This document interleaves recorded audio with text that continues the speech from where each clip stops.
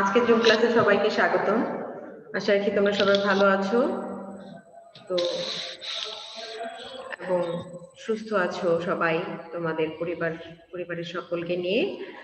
তো আজকে তোমাদের যে পাঠ্যের বিষয়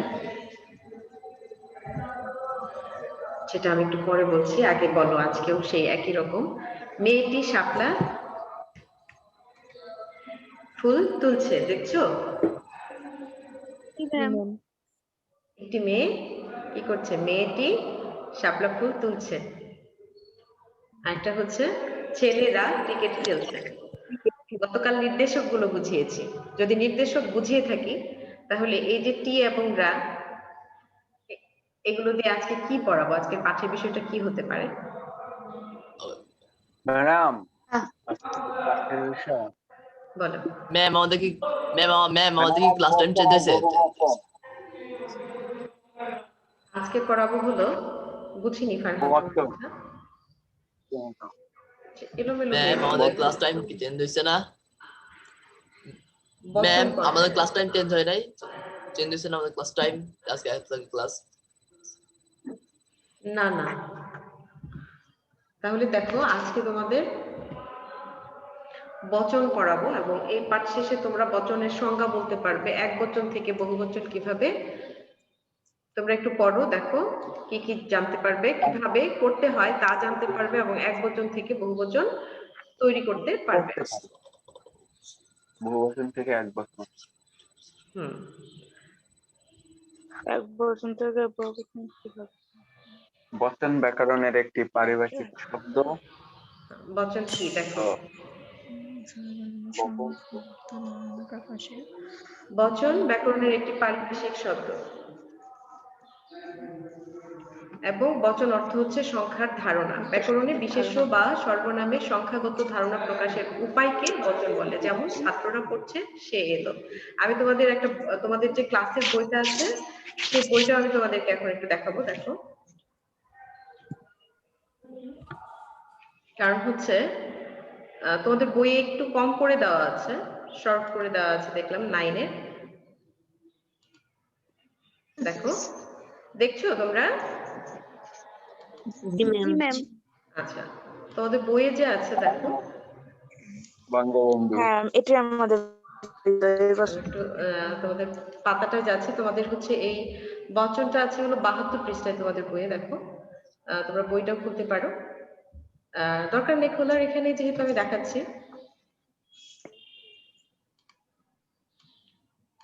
দেখো,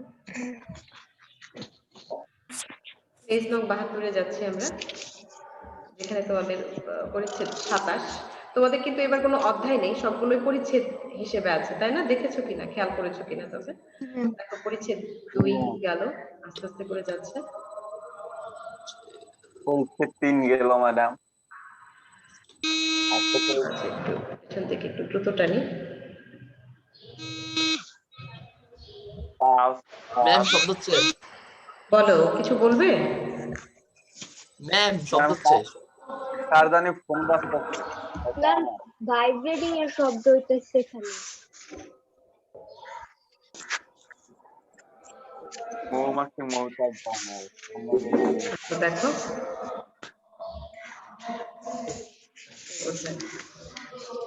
এই পরিচ্ছেদ 27। দেখো, আমাদের পূর্বের 2020-এ যে বইটা ছিল সেই বইটাতে বিস্তর ভাবে আছে। আমি 2020 না, শুধু আরো তোমাদেরকে বোঝানোর জন্য, তোমাদের স্লাইড আকারে বোঝানোর জন্য, অনেক সুন্দরভাবে যত বুঝতে পারো সেভাবে করে বোঝানোর জন্য স্লাইড তৈরি করে তোমাদেরকে বোঝাবো। তাছাড়াও তোমাদের বইয়ে আছে, দেখো বচনটা কি বলেছে এখানে, দেখো তো, একের বেশি সংখ্যা বোঝাতে, তাই না? যেসব লগ্ন বিশেষ্য বা সর্বনামের সঙ্গে যুক্ত হয় সেগুলোকে বচন বলে। যেসব শব্দের সঙ্গে বহু বচন লগ্ন যুক্ত হয় না সেগুলোকে এক বচন শব্দ। এই লগ্ন শব্দটি তোমরা ক্লাস 8-এ পড়োনি, 9-এ এসে নতুন বইয়ে তোমরা লগ্ন দেখছো, যেটা আমরা গতকাল পড়িয়েছিলাম যে পদাশ্রিত নির্দেশক। তোমাদের বইয়ে আছে হলো দেখলাম শুধু নির্দেশক, যেটা 26 পরিচ্ছেদে আছে। তোমাদের গতকাল একজন জিজ্ঞেস করেছিল যে নেই, সেটা হলো পদাশ্রিত নেই, শুধু নির্দেশক যেহেতু টিটা এগুলো সেই জন্য ওইগুলো শুধু নির্দেশক হিসেবে আছে। বচন এভাবে আছে, দেখো লগ্ন কথাটির সাথে তোমরা এখন পরিচিত হবে। একের বেশি সংখ্যা বোঝাতে যেসব লগ্ন বিশেষ্য বা সর্বনামের না সঙ্গে যুক্ত হয়, উদাহরণ দেখে বুঝতে পারবে, সেগুলোকে কি বলে? বচন বলে। যেসব শব্দের সঙ্গে বহুবচন লগ্ন যুক্ত হয় না, আমরা জানি যে বহুবচন লগ্ন যুক্ত হয় না, সেগুলো কি? সেগুলো কি একবচন, তাই না? জি ম্যাম। যেগুলোর সাথে যুক্ত হয় সেগুলো হলো বহুবচন স্বাভাবিকভাবে। একবচন শব্দের উদাহরণ হচ্ছে যে এরকম শিক্ষক ক্লাসে এসেছে। আর বইটা টাটা তো তোমরা নির্দেশক তোমরা পড়েছো গতকাল, টা কিন্তু এটা কোনো একবচন বহুবচন বোঝাচ্ছে না, এটা একটা নির্দেশক ব্যবহৃত হয়েছে পদের সাথে। এখানে প্রথম বাক্যের শিক্ষক শব্দের সঙ্গে কোনো লগ্ন যুক্ত হয়নি, দেখো শিক্ষকের সাথে এই লগ্ন বোঝাচ্ছে, তাহলে এটাকে, তাই না? তাহলে আমরা লগ্ন বুঝলাম যে এই টাটাই হচ্ছে লগ্ন বা নির্দেশক, যুক্ত হয়নি। দ্বিতীয় বাক্যে বই শব্দের সঙ্গে যুক্ত, তা একটি নির্দেশক, দেখেছো? দ্বিতীয় বাক্যে টাটা হচ্ছে নির্দেশক, তাহলে আমরা বুঝি যে লগ্নটা আসলে কি? এই যে টি টা রা এগুলো লগ্ন হিসেবে বলছে। আচ্ছা, তাহলে কি আমরা বই থেকে পড়বো আজকে, নাকি আমি আমার স্লাইডে চলে যাব?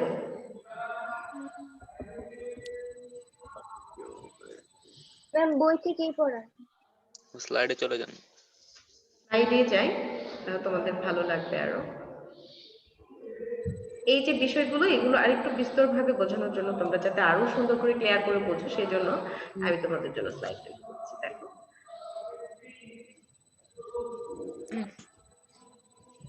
তাহলে জানলাম, ওখানে জানলাম যে লগ্ন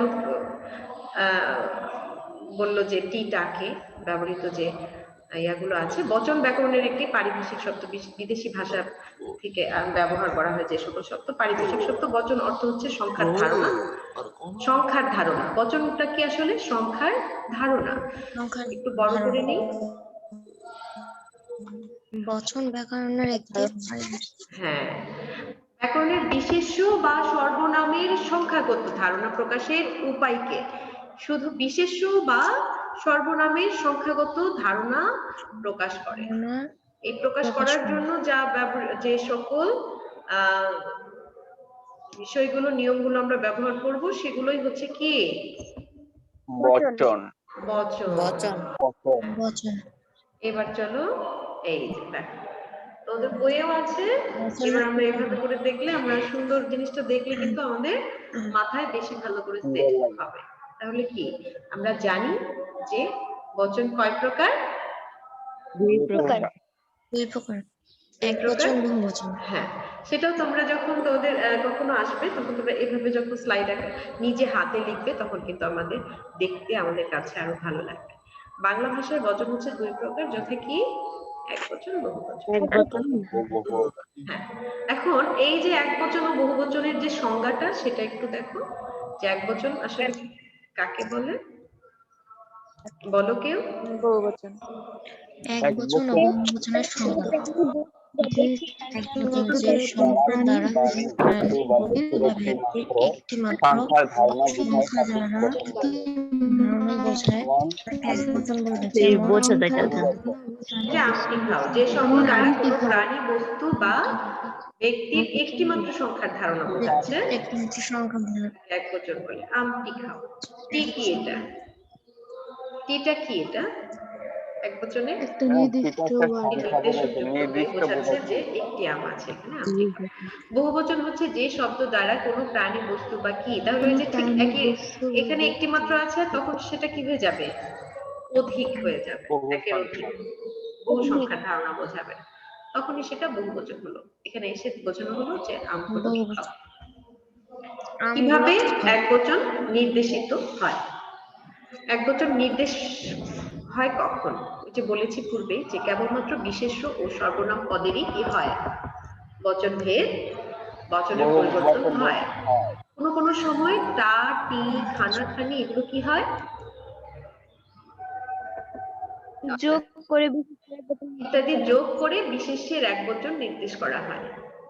ইত্যাদি কেবলমাত্র যোগ করতে বিশেষ্য হয়। এবং সমাহার। দেখো ওই যে বললাম যে আমটি খাও, তাই না, টি দিয়ে একবচন নির্দেশ করবে। জি যেমন গরুটা, খাতা খানা, বইখানি, মেয়েটি, এগুলোতে আমরা বুঝতে পারছি যে বইখানি, এগুলো হচ্ছে মেয়েটি। একবচনের উদাহরণ। উদাহরণ। এই শব্দগুলো কি বোঝা যাচ্ছে না যে একটি এখানে, তাই না? জি ম্যাম জি ম্যাম। আচ্ছা, এবার চলো, এবার দেখো কিভাবে ওই যে একবচন গেল, যে কিভাবে আমরা নির্দেশ করবো, ওই যে নির্দেশক গুলো যে করলাম গতকাল, এগুলো দিয়ে আমরা একবচন বুঝতে পারছি। আর বাংলায় বহুবচন প্রকাশের জন্য যেসব বিভক্তি যুক্ত হয়, বিভক্তি গুলো হলো, আমি বিভক্তি নিয়েও পরবর্তী ক্লাসে তোমাদের আলোচনা করবো ইনশাআল্লাহ। ইনশাআল্লাহ রা, এরা, গোলাগুলি, গুলো, দিক, দের ইত্যাদি হচ্ছে যেমন মায়েরা, অটলগুলো, ছেলেদের, বুঝলে আমরা বুঝতে পারছি যে এগুলো বহু বচনের উদাহরণ বা বহু বচন, তাই না? আরো আছে কিছু, দেখো একটু মন দিয়ে দেখো। বাংলায় বহু বচন প্রকাশের জন্য যেসব সমষ্টি বোধক শব্দ ব্যবহৃত হয়, যেমন কি কি পড়ো তো একটু তোমরা। সকল, সব, সমুদয়। আচ্ছা, কোথায় চলে গেল, দাঁড়াও, স্লাইড কি হয়ে গেল দেখো তো। আচ্ছা, আবার আনছি, হ্যাঁ পড়ো। সকল, সব, সমুদয়, ফুল, বৃন্দ, বর্গ, নিশ্চয়, রাশি, রাশি, হ্যাঁ, এগুলো দাম, নিকট, আবলি, সমস্ত ইত্যাদি এগুলোর বেশিরভাগ সংজ্ঞা সংস্কৃত থেকে। এগুলো হচ্ছে কি, এগুলো বহুবচন প্রকাশের জন্য সমষ্টিবোধক শব্দ। এই শব্দগুলো থাকলেও, এই শব্দগুলো দিয়েও ব্যবহার আমরা বহুবচন বোঝাবো। কিছু উদাহরণ আমি তোমাদেরকে দেখাবো। দেখো আবার আরেকটা নিয়ম আছে যে বিভিন্ন শব্দভেদে বিভিন্ন ধরনের বহুবচন, ওখানে আমরা জানলাম কিছু, এখানে আরো কিছু আছে। দেখো প্রাণীবাচক শব্দভেদে, অপ্রাণীবাচক শব্দভেদে, ইতর প্রাণীবাচক শব্দভেদে কিছু কিছু পরিবর্তন আছে। আবার উন্নত প্রাণীবাচক শব্দভেদে আছে। যেমন ধরো এখানে আগে আমরা রায়ের ব্যবহারটা জানি, তোমাদের বইয়েও আছে। রা কেবল উন্নত প্রাণীবাচক শব্দের সঙ্গে রা বিভক্তির ব্যবহার পাওয়া যায়। তাহলে উন্নত প্রাণীবাচক কোনগুলো? দেখো প্রাণীবাচক, ছাত্ররা, আমরা মানুষ জাতি, আমরা কি ছাত্ররা হয়ে গেছে উন্নত প্রাণীবাচক। তারা কি খেলা দেখতে গেছে, এখানে এসে উন্নত প্রাণীবাচকের সাথে রা ব্যবহার করে আমরা বহুবচন বোঝাচ্ছি, তাই না? জি তারা, আমরা কি মানব জাতি, উন্নত প্রাণীবাচক, আমাদেরকে বোঝাতে গেলে রা ব্যবহার করে বহুবচন বোঝাতে হচ্ছে, বহুবচন বোঝাতে হচ্ছে। আবার দেখো উন্নত প্রাণীবাচক মনুষ্য শব্দের বহুবচনে, যেমন আরো মানে আরো উন্নত, দেখো সেখানে গিয়ে আমরা কি বলি, গণ ব্যবহার করি, দেবগণ, জনগণ, বৃন্দ, শিক্ষক বৃন্দ, তাই না? শিক্ষক বৃন্দ দিয়ে বেশি শিক্ষক, অনেক শিক্ষক বোঝাচ্ছে না, একজন শিক্ষক, ভক্ত বৃন্দ, অনেকের অনেকের অনেক মানুষ, তাই না, অনেক ভক্ত, মন্ডলী দিয়ে শিক্ষক মন্ডলী। তাহলে এগুলো উন্নত প্রাণীবাচক মনুষ্য শব্দের বহুবচনে আমরা ব্যবহার করে থাকি। যেমন কি মন্ত্রী বর্গ বলি, যেখানে গিয়ে যে শব্দের সাথে যাকে যেভাবে সম্বোধন করতে হবে আমরা যেন তাকে সেভাবে সম্বোধন করি। হ্যাঁ, এখন ছাত্ররা বলবো, আমরা তোমাদেরকে ছাত্ররা বলছি, তাই না? এসে যদি বলি হ্যাঁ ছাত্র মন্ডলী হবে না, কিন্তু যদি শিক্ষকরা বলা হয় সেটা কি হচ্ছে, তাহলে আমরা হিসেব মতো দেখছি শিক্ষকরা হলে ভুল হচ্ছে, তাই না? ভুল হচ্ছে না? তাহলে আমরা যেন সঠিক সুন্দরভাবে বলতে পারি সেজন্য আমাদেরকে এই নিয়মগুলো জানতে হবে। তবে শিক্ষককে যখন আমরা বলবো তখন এসে বলবো কি শিক্ষক মন্ডলী, তাই না? জি ম্যাম। এই নিয়মগুলো এজন্য তোমাদেরকে বইয়ে যদিও কমিয়ে দিয়েছে 9-এর এবার, তবু আমি তোমাদেরকে এগুলোও বোঝাবো, বইয়ের সংক্ষিপ্ত অংশটুকু বোঝাবো। এখন দেখো যে আমি উন্নত প্রাণীবাচক জানলাম, দেবগণ মন্ডল অপ্রাণীবাচক কিছু আছে শব্দের বহুবচনে ব্যবহৃত শব্দ কি, যেগুলো অপ্রাণীবাচক সেগুলো কি দেখো। এই যে পুস্তক, পুস্তক, পুস্তক কি প্রাণী? না। তাহলে এখানে এসে না, আবলি ma'am। হয়েছে, পুস্তকাবলী। কবিতা গুচ্ছ, গুচ্ছ, দাম, নিকর, এগুলা কি? কুসুম, কুসুম দাম, দাম, কমল নিকর। মনে রেখো, আমি কিন্তু ধরতে পারি আজকে। কুসুম দাম, কমল নিকর, আজকে তোমাদের মূল্যায়ন থাকতে পারে। আবলি দিয়ে কি? পুস্তকাবলী, কবিতা গুচ্ছ, হ্যাঁ, কুঞ্জ, মালা। তাহলে যেমন কি কুঞ্জ দিয়ে এসছে মেঘকুঞ্জ, পর্বত দিয়ে পর্বতমালা। যদি জিজ্ঞেস করি যে মালা ব্যবহার করে একটা শব্দ বলো, পর্বতমালা। পর্বতমালা, হ্যাঁ, তারকারাজি, বালি রাশি, এটা কি? দেখো আরেকটা কি? কুসুম কুসুম, মণিজয়। দেখেছো, নিচয় দিয়ে কুসুম মণি জয়। দিয়েও, হ্যাঁ মনে রেখো, কুসুম মণিজয় মনে রেখো, ধরবো তোমাদের হয়তো। আচ্ছা বলো, দেখো এই যে বললাম অপ্রাণীবাচক বা জন্তুর অপ্রাণীবাচক গেল, যেগুলো প্রাণী না। এখন জন্তু যেগুলো, দেখো একটা কি দেখতে পাচ্ছ? হাতি, হস্তি, হাতি, অনেকগুলো হাতি, তাই না? জি ম্যাম। হাতির সাথে আমরা লিখছি কি? বলবো হলো হস্তি যুদ্ধ মাঠের ফসল নষ্ট করছে, করছে। তাহলে হস্তি যুদ্ধ, দেখেছো ভাষা, বাংলা ভাষার মানে কতগুলো ভাষা এত সুন্দর, এবং কোথায় কোথায় কোনটা ব্যবহার করতে হয়, এগুলো যদি আমরা একবার মাথায় সেট করে ফেলি তাহলে আমাদের ভাষাগুলো এত সুন্দর হবে, মানুষ শুধু একটা ভাষার পর আরেকটা ভাষা শুনতে চাইবে। ওরে বাবা কি কথা বললো, হস্তির সাথে বললো যুদ্ধ, হস্তি যুদ্ধ মাঠের ফসল নষ্ট করছে, দেখেছো? আচ্ছা, আবার দেখো জন্তুর এক বচনে গেল, এখন বহু বচনে। বহু বচনে আমরা কি বলবো? এই যে রাখাল গরু, রাখাল গরু পাল পাললে শব্দটি ব্যবহার করে, এই পালটা তাহলে কি বহু বচন বোঝালো না? জি ম্যাম। জি তাহলে ম্যাম, বহু বচন বোঝাতে পাল ব্যবহার করে কি হলো? রাখাল গরুর পাল লয়ে যায়। পাল লয়ে যায় মাঠে। কোথায় কোনটা ব্যবহার করতে হচ্ছে আমরা কিন্তু বুঝতে পারছি, ঠিক কি না? বুঝতে পারছি? জি ম্যাম। আচ্ছা, আরো দেখো, আরো কিছু ব্যবহার আমরা করে থাকি। আমরা তো জানি বিদেশি থেকে বিদেশি কিছু ভাষা আমরা ব্যবহার করি, তাই না? সেই ভাষাগুলোরও তো বহুবচন হয়। তো বুজুর্গ একটা বিদেশি শব্দ, সেটার সাথে আমরা বহুবচন ব্যবহার করার জন্য বুজুর্গান বলে থাকি। সাহেব, সেটাই সে সাহেবান হয়ে যায়। হ্যাঁ, এখানে কি হয়েছে? আন যোগে বহুবচন সাধিত হয়েছে। এভাবে কিছু বিদেশি শব্দ আমরা ব্যবহার করব, সেগুলোর সাথে আমরা এইভাবে করে এই কিছু উদাহরণ আমি তোমাদেরকে দিয়ে বোঝাবো। এখন একটা জিনিস তোমরা মনে রাখবে, এটা খুবই লক্ষণীয়, যদিও তোমাদের এই সংক্ষিপ্ত বইয়ে বিস্তর ভাবে বলা নেই, কিন্তু এই ভুলগুলো আমরা করে থাকি। এই ভুলগুলো মানে বেশ বাক্যের মারাত্মক ভুল মনে করি আমরা। যেমন ধরো, একই সঙ্গে দুইবার বহুবচন বাচক প্রত্যয় কি করা হচ্ছে?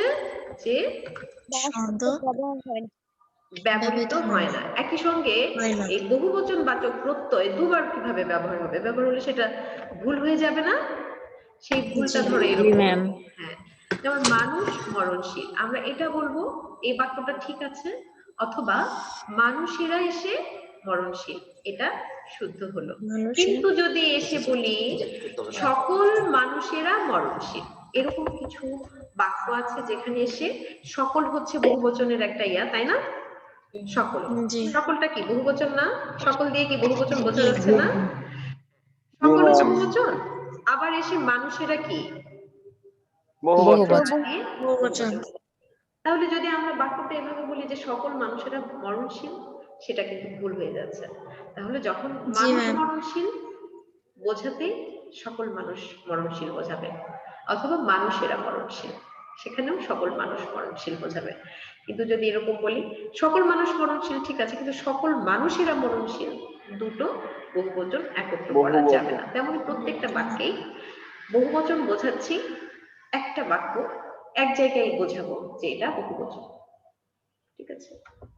এবার দেখো,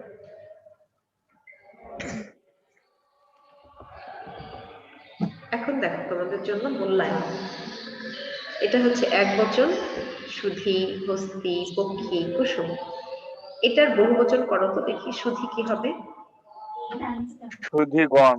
মন্ডলী বলো। থাকে মন্ডলী সুধী, মন্ডলী বিষয় সুধী আমি বলছি সুধিগণ।